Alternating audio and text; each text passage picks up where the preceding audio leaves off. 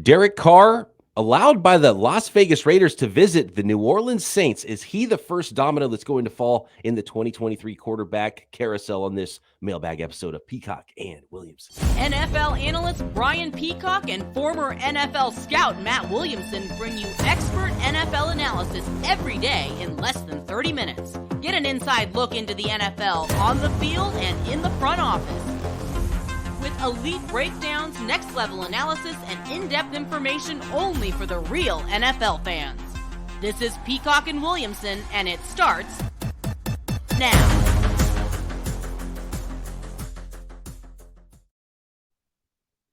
Welcome to the Peacock and Williamson NFL Show. Brian Peacock alongside Matt Williamson at BD Peacock at Williamson NFL. That's where most of the questions came from on today's Twitter Wednesday midweek episode here. A nice little mailbag as we get ready for Super Bowl 57. Thanks, everybody, for making this your first listen. Today's episode of Peacock and Williamson is brought to you by Nissan. The only thing more exciting than the big game is the all-new, all-electric 2023 Nissan Aria. There's only a few days left until the Super Bowl. Are you ready? The Nissan Aria, the EV for people who love to drive. Learn more at nissanusa.com. Have you put any wagers down yet on Super Bowl 57? We're going to get heavy into the Super Bowl chatter here in the next couple of days. We got Louis DiBiase on Thursday's episode, the co-host of Locked On Eagles, to get into that matchup. Of course, we'll make our picks. We'll start looking deeper into some of the props that are available for Super Bowl 57 as well. But is there anything enticing to you so far, taking a look at this Eagles-Chiefs matchup? Yes, in fact, there is. There's two, actually. There's two that I put down small bets, that aren't guarantees to win. Well, one's a 50-50-ish. I have the over on Dallas Goedert receiving yards. Okay. I think that middle of the field is vulnerable.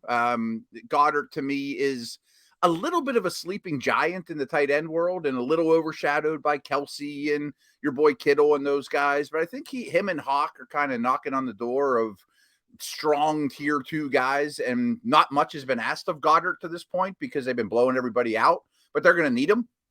And the other one along those lines, and this one's more of a long shot for sure, is I put a couple bucks on Super Bowl MVP Devonta Smith. And I mean, it's plus 2,500. So we know Mahomes and Hurts and those guys are the favorites.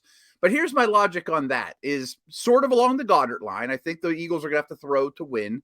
But I think Spagnuolo, the defensive coordinator for the Chiefs, is going to be ultra aggressive, like blitzing the house, trusting his extremely young secondary, that I could see A.J. Brown or Devonta Smith blowing up for a couple long touchdowns. And Hurts is a great deep passer. You kind of need like two big plays from him and some nickel and dime stuff for him to be in the conversation. I don't think that's crazy. I like it. Go big. Go. Yeah, right. Odds when you're talking about props. See if you can hit one. I love that. It's this fun strategy. Derek Carr. So looking back at our quarterback carousel episodes that we did earlier on this week, and we got some follow-up questions on that in our mailbag today.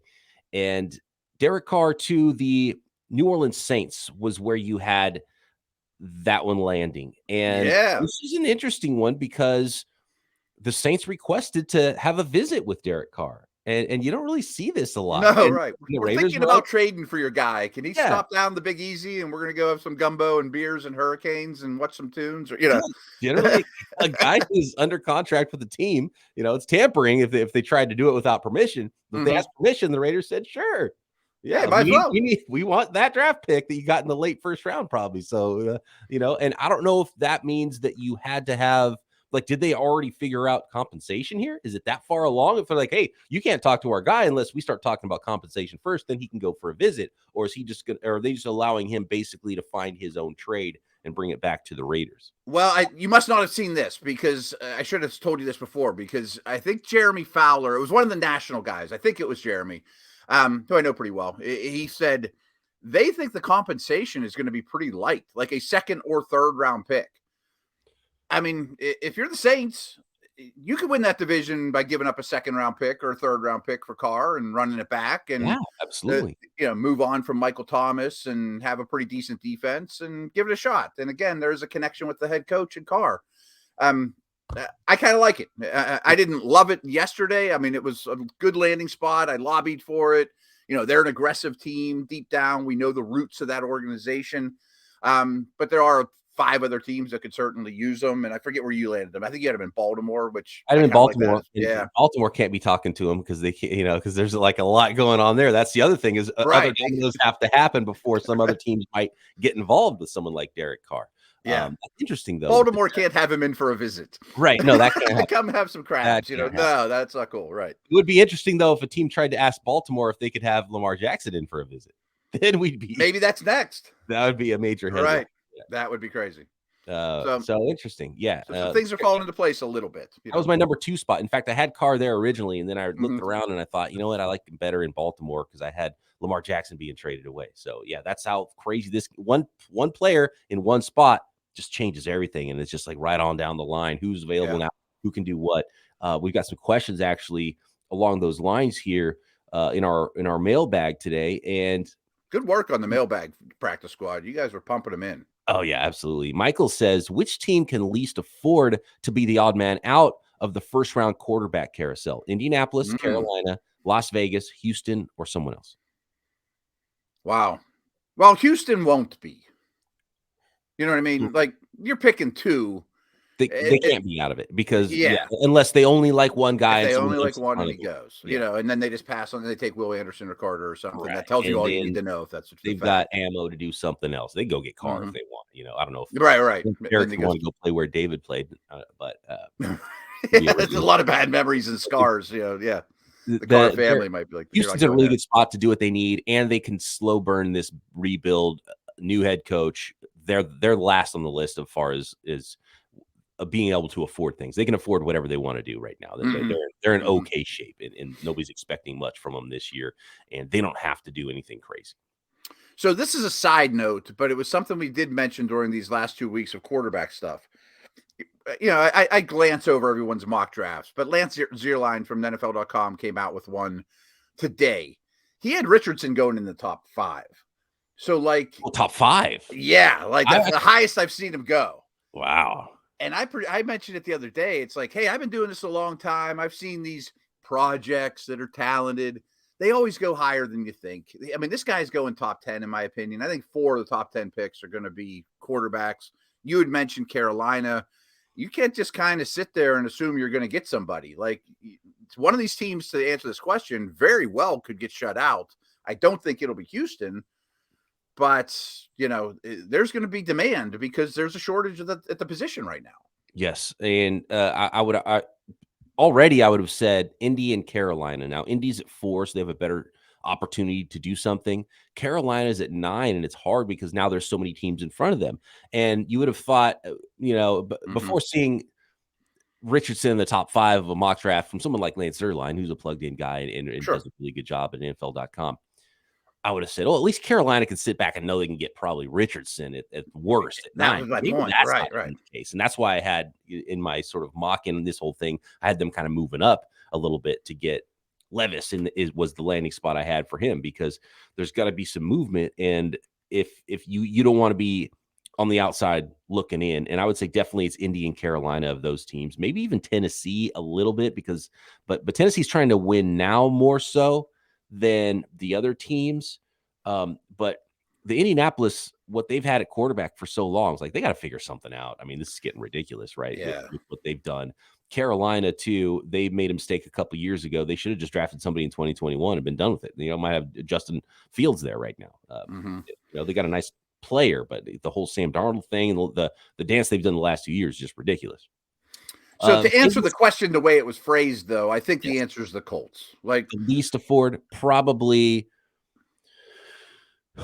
You can't call Phillip Rivers Ryan or it's time to get a young dude and you know what I mean. Yeah. But they pick 4. They're gonna get someone will be there. Someone will likely be there. Although here's a question actually that goes right along with that that we'll get to on the other side here.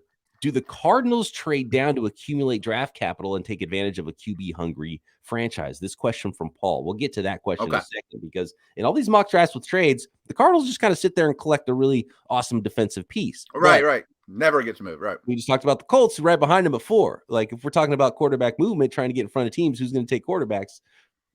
The Cardinals might be a prime team We talk a lot about the Bears. The Cardinals might be a prime team as well for some movement. Let's talk about that and a question about the Tennessee Titans, which direction they should go as well with their veteran or rookie blow it up scenario.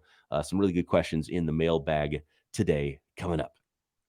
Today's episode is brought to you by Ultimate Football GM. You've heard us talk about this mobile game app and can't tell you how much fun we had competing against each other, fellow Locked On NFL hosts. It was Chris Carter of Locked On Steelers, who was the champion, accumulated the most points. And yeah, they keep tabs. Steeler folks know stuff, man. Yeah, I mean, the Steeler folks are good. Matt won the Locked On Dynasty League this year in his first year. He was rebuilding and still won. That's a nice scenario when you're collecting future picks and winning the title, right? Winning's in the water around here. Yeah. And it's your turn to compete now, listeners, and we'll get to some of that in later episodes, and we're going to have some fun ways to put this all together here with Ultimate Football GM and some of the hosts on the network. If you've ever dreamed of becoming an NFL GM, managing your football franchise, your dream can come true with Ultimate Football GM. You're responsible for controlling the destiny of your franchise by hiring and firing the right coaches and coordinators, trading players, navigating your franchise through free agency, of course, the NFL draft, and all the ups and downs of a season, all in a challenging and realistic game world. Ultimate Football GM, completely free and playable offline. Play on the go as you want and when you want to. And Locked On listeners get a 100% free boost to their franchise when using promo code Locked On in the game store. That's promo code Locked On, all caps. So make sure you check it out today. Download Ultimate Football GM, ultimate-gm.com, or look it up on the app stores. Ultimate Football GM. Start your dynasty today.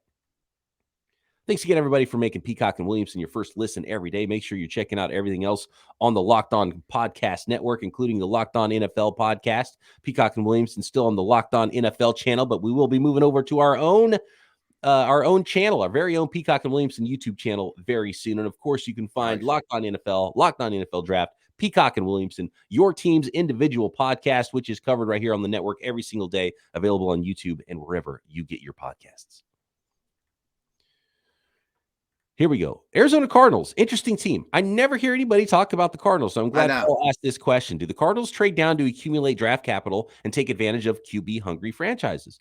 That's going to be a prime spot. If you're a team, there's going to be a team, and we just named some of them. Indianapolis, Carolina, Las Vegas, Tennessee. You're going to be sitting there in the draft, and you're going to have some of those teams are not going to – nobody ever has the exact same draft board. A lot of them might have Bryce Young number one. Let's say Houston ends up with Bryce Young, right? Now, the Arizona Cardinals are on the clock. Well, so another team might have the top grade on Will Levis or the top grade on C.J. Stroud or Anthony Richardson. So you're thinking, we can go up to number 3 right now, and we can get what we think is the best quarterback in this draft. So the Arizona Cardinals are in a powerful spot here, knowing that they can say, well, we really like what we can get here in Will Anderson or Jalen Carter. So it's going to cost you, but you can bet we're going to be listening, right? And so they're in a really nice spot where they can say, okay, we don't like that offer, keep giving us more. And if they don't give you that offer, you go draft a stud defender that's going to be on your roster wreaking havoc for the next 10 years, hopefully. Or if not, then you get a huge haul to move down and still get a pretty good player and get a whole bunch of draft picks. And look, the Cardinals need a lot of help too, and they've got a new GM, and you know what GMs love when they get a new job is a whole bunch of draft picks. Absolutely. So a lot to unpeel here. So if there's truth to Levis and or Richardson being a tier 1 guy, not a drop off from the top 2, that there's a big 3 or a big 4. First of all, you mentioned this earlier in the week. I think that greatly helps the team with the 5th pick, of course. That's Seattle, because now there's 5 big hitters and someone's going to move to 5 and be happy, whatever. Or Seattle just sits there and takes Will Anderson and says, thanks. Right. You know what I mean? Or Jalen Carr. Or they take a quarterback too. I mean, I don't right. Or they take the 5th guy. I mean, Geno Smith, 12 months ago, if we're talking about this, we're like, well, of course you're going to draft a quarterback. Geno Smith's not your future. That changed a lot this year with how he played, but he's still a journeyman guy before that. But it also greatly affects the Cardinals too. Now, I don't think it's crazy to say quarterback goes 1-2. And then the Cardinals phone lights up, boy, I don't love Richardson. I love Levis, or vice versa. I don't want to be stuck at 5, 6, 9 Carolina, or even 4-3. And I'm sitting here looking at it through the Cardinals' eyes. for better or worse, you're married to Kyler Murray. You're not drafting a quarterback. We know that. That goes without saying, at least this year. But what position do you not need? Besides off the ball linebacker, they could go every direction. Like team needs is not going to be hard to come up with the Cardinals. So where I'm going with this is, yeah, I'd love Carter or Anderson, and they're tremendous. Great. I'd rather have 3 starters, though, on rookie deals. You look at how the draft board is going to fall, and if you are going to trade down, I don't think if you're the Cardinals, you're that worried about going to 11 with the Titans instead of 7 with the Raiders. I'll take Paris Johnson, and now I got an extra pick, or Skoronsky, And look, and we'll see how this. I haven't really done deep dives into all the prospects like I have in previous years, that like I will have once we get to draft day. But just looking at how the board is falling, it's looking like 2 stud defenders, whatever quarterbacks you think are tier 1, and then a gap.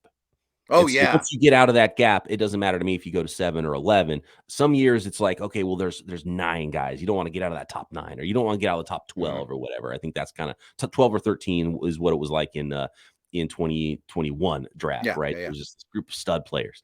And every draft is just a little bit different in that regard. So that makes it possible for a team like the Titans at 11 to maybe jump into this thing and get all the way up in front of all the other teams, because they know they won't have an opportunity to get their guy at quarterback at 11. So there's a lot of intrigue that could happen here if the quarterbacks are legit and teams really believe it. But remember, Matt, after the Senior Bowl last year, we saw mock drafts from reputable sources that had Malik Willis at number 2 to the Lions, and he was a 3rd round draft pick, so I don't know what to think about this Richardson stuff. Like the talent is there, yes, but we'll see what teams really feel like about this guys. And sometimes you think teams love players and then they fall. Nobody really cared about it. And then sometimes it's the opposite, where you're like, man, we really love this guy and I don't think he's going to get there, so we're going to trade up. And I could see any number of things happening here with that. One nugget there, I think you're dead on, is I'm not sure how it'll play out this year, but every year there's, like you said, there's 12 true first round picks, 15 of them, 16 of them. There's never 32. There's never even 20, that basically any year that player comes out, he'd be a first round pick. This year's odd though. Like, I think it's a deep draft, but to your point, I'm not sure there's a big difference between 10 and 30. You know what I mean? Like the corner group is really good, but there's not a stud corner.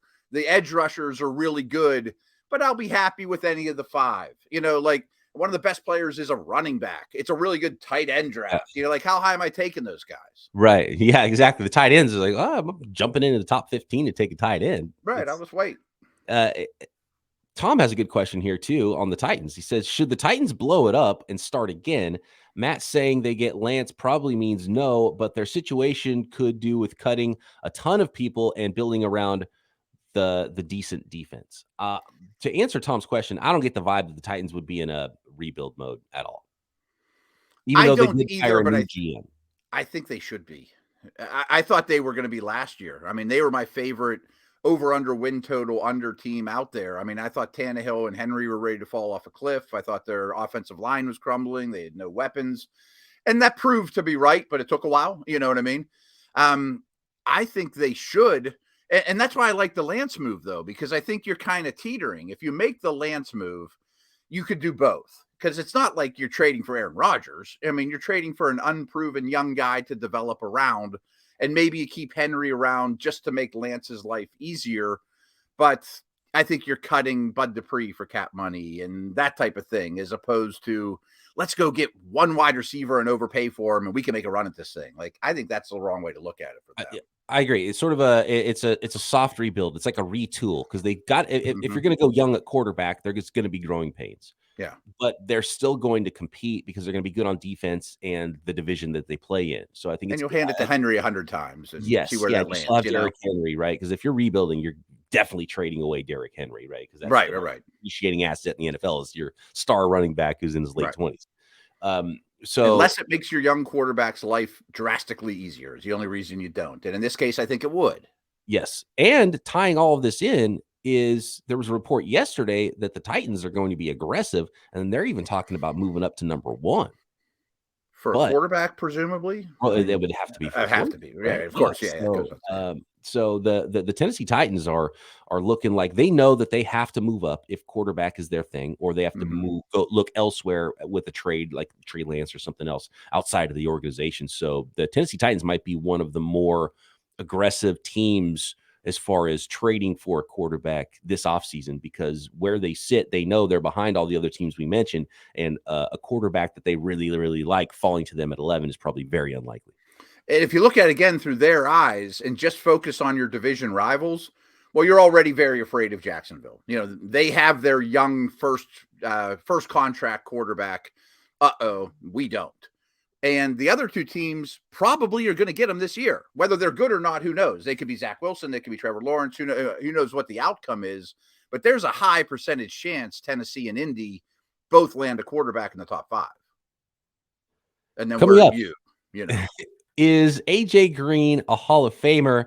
And a question about cornerbacks as it pertains to the 2023 as well on this midweek Peacock and Williamson mailbag. Today's episode brought to you in part by our friends at Prize Picks. Prize Picks is daily fantasy made easy. How easy is Prize Picks to play every single day? Well, it's this easy. All you got to do is pick 2 players. You can pick just 2 players and their Prize Picks projection of NBA players. NFL, of course, there's going to be projections for Super Bowl 57. Hockey, Major League Baseball every day in the summertime is going to be going. You can find a couple of players and find those projections as well and play daily fantasy at Prize Picks. College hoops. Soccer, esports, NASCAR, tennis, MMA, boxing, tons more projections available at Prize Picks. All you do is you pick 2 to 6 players. If they score more or less than their Prize Picks projection, you can win up to 25 times your money on that entry if you nail all 6. So entries can be made in 60 seconds or less, super easy. Withdrawals are safe and fast. And Prize Picks is currently operational in over 30 states and Canada. So download the Prize Picks app or go to prizepicks.com, sign up and play daily fantasy sports. First-time users can receive a 100% instant deposit match up to $100 with promo code Locked On. If you deposit $100, Prize Picks will give you $100. If you deposit $50, Prize Picks will give you $50 more to play with. So don't forget to enter promo code Locked On at sign up for an instant deposit match up to $100. Are you looking for a delicious treat but don't want all the fat and calories? Of course you're looking for that. I'm looking for that. And you know what? That's why I've got Built Bars, because I just had a Built Bar, actually kind of skip breakfast, but Oh, nice. to get through the rest of the morning to lunch, sometimes you gotta grab something. I go high protein, low sugar, low calorie Built Bars, and they taste delicious. Healthy is actually tasty with Built. What makes Built Bars so good? Well, for starters, they're covered in 100% real chocolate, and they come in unbelievable flavors that I don't know how they pack all the flavor into a low-calorie bar, but they do.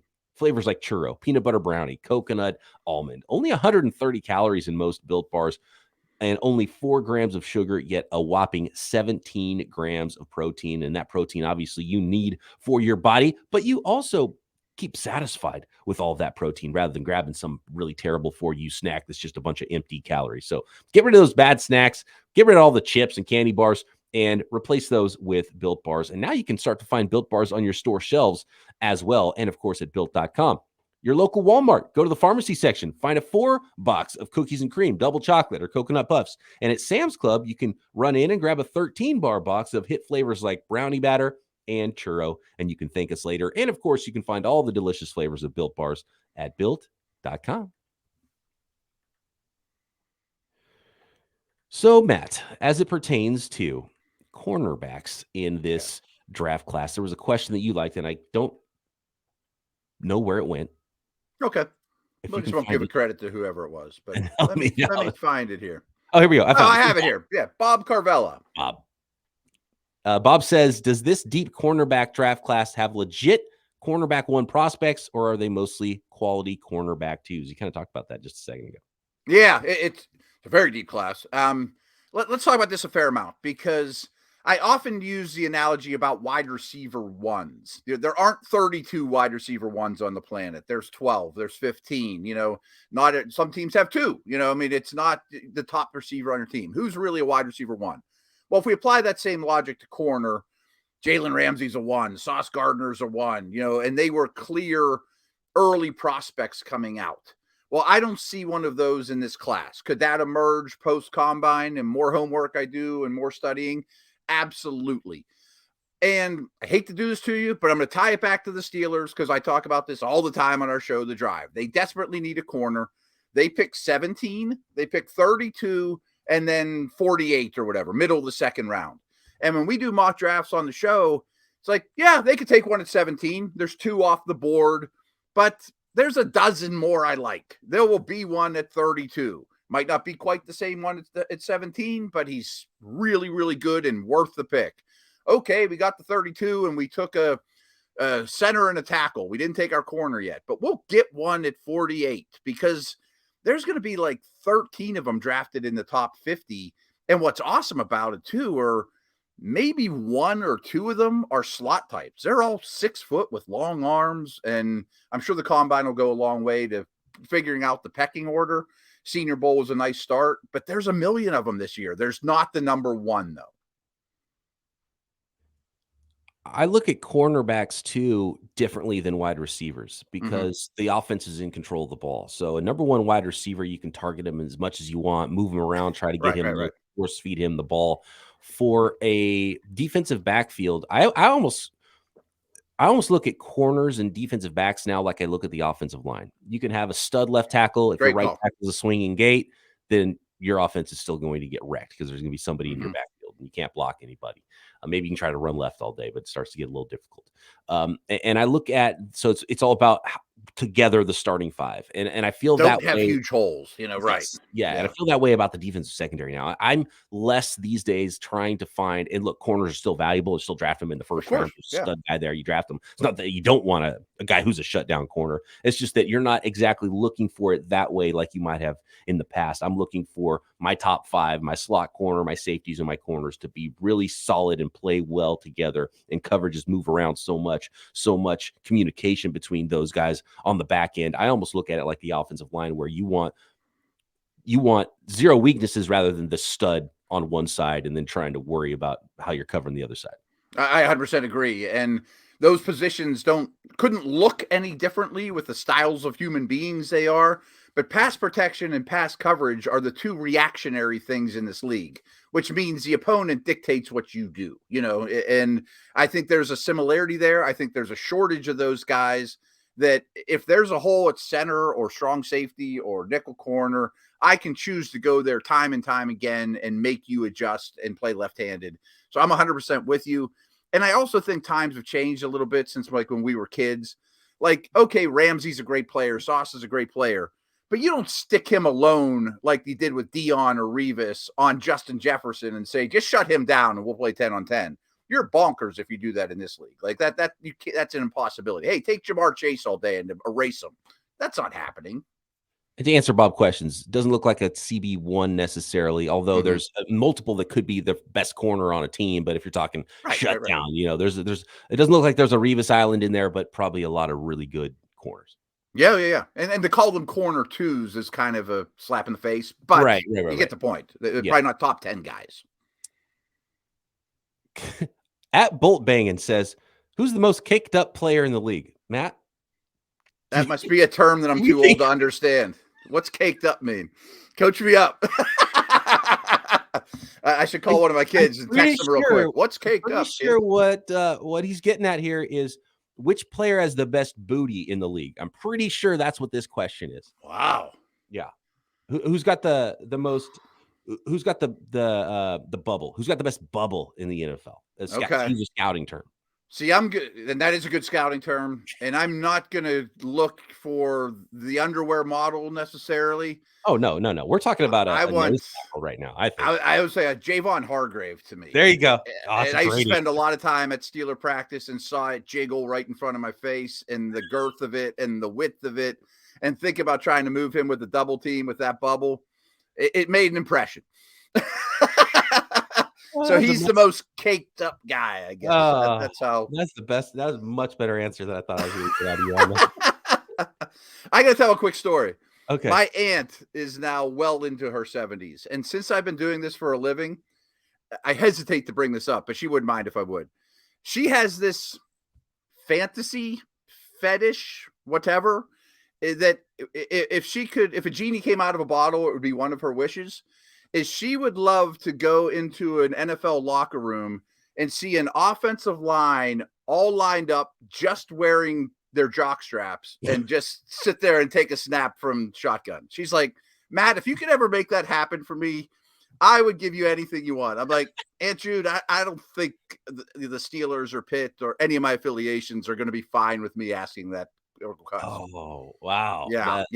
That didn't plan on going that direction, but I've never told that on the air before. What a make-a-wish that would be. What a make-a-wish for Aunt Judy. Let's change the subject. Is AJ Green JDS wants to know, is AJ Green a Hall of Famer? Borderline. I mean, I think he's better than like Holt or Bruce that have gotten in recently. I think he's in that Andre Johnson tier who's knocking on the door. There's just so many of them. But if you eliminate his Cardinal years, boy, he was a star and very consistent year to year. But the recent memories are bad. Yeah, he was so good. And it just, the injuries and it just kind of, the longevity wasn't there. I would say no, he doesn't get in, but he was on that Hall of Fame path and he was so good. He was right there. It was him and Julio, right? It was like, these are the same draft class, right? Yeah. I thought he was a smidge behind Julio in terms of career. Yes, resume. Right. So and they almost might straddle each line of the fence where Julio just gets in, AJ Green doesn't. See, I think Julio's a slam dunk. I mean, I think he's an easy one. Okay. And Green to me is right on the edge. I know this isn't what people ask, but I think AJ Green's one of the best 3 or 4 Bengals that ever lived. Oh my gosh. And he was uncoverable, plus could pull down anything over anybody if he was covered in his prime. He was so good. And you forget that, seeing his Cardinals days and seeing his late career just because of the injuries. And so that's where it starts to get difficult, and wide receiver numbers are going so astronomical. The level that you have to get into the Hall, I think, at quarterback and wide receiver is going to skew and not in AJ Green's favor. I could see that. I could see that. If people have a strong argument feeling that he should go, I understand that as well. It's a very good question. Last one here. Do you have any thoughts on this one from me, MWE Emilio, who's the least caked up player in the league? Yeah. Thoughts on Brady? Yeah, who's got no booty? Might be your boy Devontae Smith. He's pretty cool. There you go. The Grim Reaper, the Slim Reaper. Thoughts on Brady's comments on the current game not being played at a high level? I agree with them. This NFL would have made Cordell Stewart a star. That's what Emilio says. And it actually goes back to also what, I think Trent Dilfer is being unfairly killed for his comments that were basically the same as what Tom Brady said. And people were defending Tom Brady, and Tom Brady actually said the same thing and kind of agrees with Dilfer. But the Dilfer comments were taken out of context because he was talking to old NFL players, and it was like he was giving them their props. He wasn't right. Trash new school. So there's some context involved with what Trent Dilfer was saying, and I know Trent Dilfer loves to talk, and that's another story altogether. But I thought people are like freaking out about it, and people always like try to defend their own generation, and so Trent Dilfer was taking a lot because he was saying that, but he was literally talking to old NFL quarterbacks in a forum, in a place where he was just trying to give them their props. I don't think it was him necessarily killing the guys, but Brady's actually been through the whole thing where when he started, people could take his head off. And then now he's been the poster boy of you can't touch a quarterback. Mm-hmm. And I agree with all that. I mean, watch any highlight from the 70s, 80s, 90s. I mean, let alone the Unitas years. I mean, you could do things that would put you in jail to quarterbacks and not get flags. I mean, that was the game back then. That's why there were so much interceptions. I mean, they didn't throw the ball as much, or they wouldn't have any quarterbacks. I mean, that's just the nature of the beast. So yes, physically, it is much easier on quarterbacks. And this is a bazillion-dollar business, and we don't want to see 80 quarterbacks a year like we just did. So that's the right move. But in terms of it being harder, the aspect these guys aren't addressing is the game is so much faster. It's much harder mentally in terms of processing, blitz schemes, coverages. Here's an example. Like, I've sat down with many of these super Steelers in the 70s. They played cover 2 like 90% of the snaps. you knew where Lambert was going to be.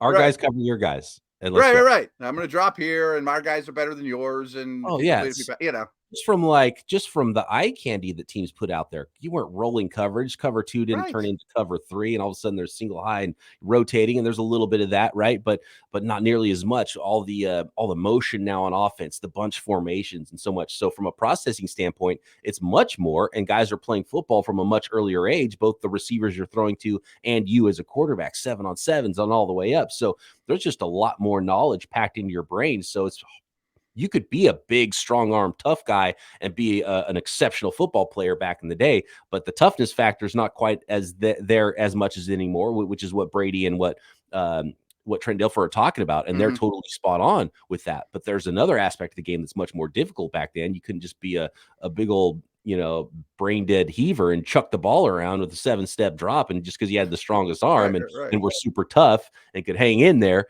it's a very 100 hours a week of preparation, right? Yeah, exactly. Right. Well, practice is over. Let's go have 12 beers, right behind the gas house with our O-line and smoke stogies. Yeah, maybe we'll throw some the weights mental around aspect later, of the game is just absurd compared to back in even the 80s. 100%. Another quick Steelers small example. They were trying to get Donnie Shell in the Hall of Fame, which they did. So the big thing, and one of the things that they were harping about was Shell, who's a strong safety. I mean, he's an in-the-box type of guy. Well, when the other opponent would bring a third receiver on the field, we would just have Donnie cover the slot guy.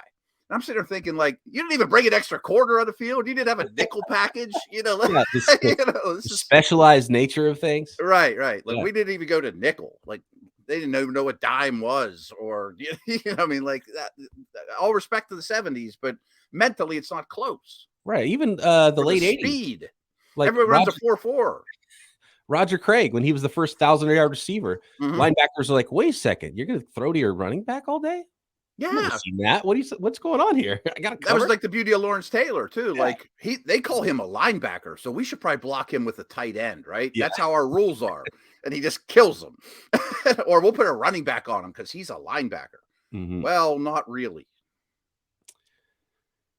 Fantastic stuff. Sorry to those that we did not get to your questions, and appreciate all of them every single week. Thank you so much. And thanks for making us your first listen on the Locked On Podcast Network. We've got Louis DiBiase of Locked On Eagles tomorrow. Oh, we're asking about Javon Hargrave's cake too. Oh, cake. Yeah. We'll ask him if there's anybody else on the Eagles roster that's more caked up than Javon Hargrave. And a lot of it's like a birthday party every day. A lot of cake in that locker room. All right.